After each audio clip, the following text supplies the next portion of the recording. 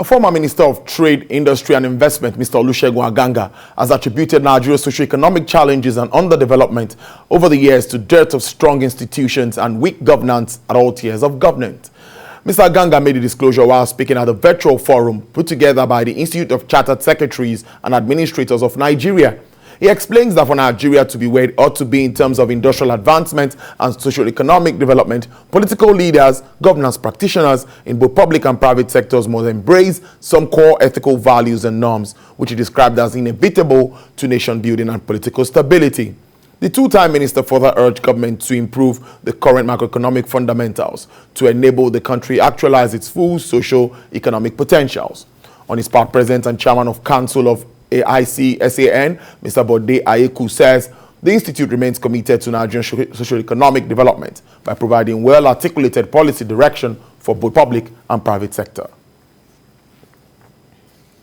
We failed for a very long time, more than 50 years, to realize that having resources in the ground, finite resources that, are wasting assets, it does not make you rich as a nation. Having oil in the ground, having solid minerals in the ground, 24 solid minerals, does not make you rich.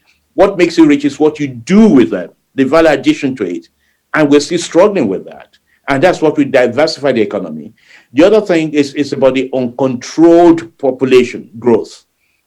It's a big problem because if you have the same source of revenue and you're still dividing it amongst, if it's amongst 5 people, it may be okay. But if you're dividing it amongst 50, 20 people, that revenue becomes so small. There is the need for us to go back to the basis to ensure that we connect these key concepts together, that we put in place strong national planning that is future forward-looking, that is realistic, and that has to be implemented by successive government, not a government coming to play to say this is our own policy. We have one country, and we must run it as such. We have huge solid minerals. 44 of them also were identified under your ministry that can be commercially exploited. Some of them can even be exported, gemstones.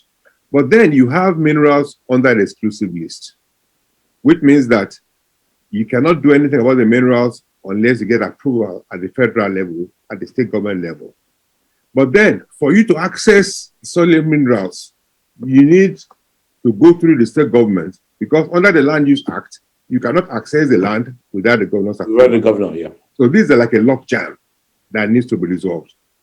In my days at the Bank of Industry, we approved a lot of loans that we had to cancel because the state governments, some of them for 8 years, just refused to sign certificate of occupancy.